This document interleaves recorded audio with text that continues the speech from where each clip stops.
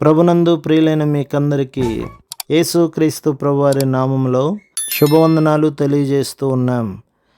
దైవజనులు బ్రదర్ భక్త సింగ్ గారి పరిచర్యలో నుండి దైవ మర్మములు ఆగస్టు 3.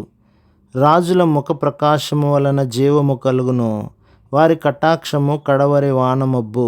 సామెతల గ్రంథం 16వ అధ్యాయం 15వ వచనం. దేవుడు తన సంకల్పమును అనుసరించి బబులోనులో చెరగానున్న యోధా యవనస్తుల పక్షమున నెమ్మదిగా పనిచేసెను. తన రాజ్యములో జ్ఞానము ప్రవీణత కలిగిన యవనస్తులనందరినీ రప్పించమని రాజు ఆజ్ఞ ఇచ్చెను. దానియేలు గ్రంథం 1వ అధ్యాయం 3-4 వచనాలు. తన రాజ్యములోని ప్రజలందరికంటే చెరగా వచ్చిన ప్రజలలో అధిక జ్ఞానము గల వారుండిరని రాజు గుర్తించెను. దేవుడు తన ప్రజలకు అసాధారణమైన జ్ఞాన సంపదలు సామర్థ్యము అనుగ్రహించిన విషయము అందరికీ తెలిసినదే. ఈనాడు కూడా ఐరోపా ఖండములోని ఆయా దేశములు, జర్మనీ, రష్యాలు విజ్ఞాన శాస్త్ర సంబంధమైన విషయములలో అభివృద్ధి చెందుచున్నవనగా దానికి కారణం ఈ యూదా శాస్త్రజ్ఞులే. అసమానమైన తెలివితేటలు ఈ యూదా జాతి సొత్తు.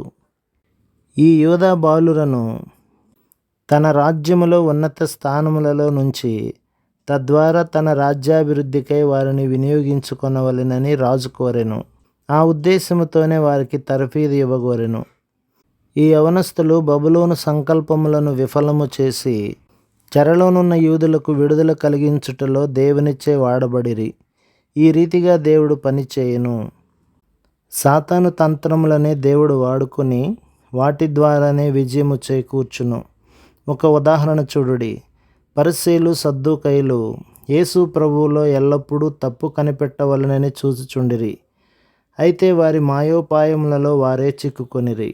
ఒకప్పుడు పాపము చేయుచుండగా పట్టబడిన ఒక స్త్రీని వారు యేసు ప్రభు యొద్దకు తీసుకుని వచ్చి ఇట్లు చెప్పిరి.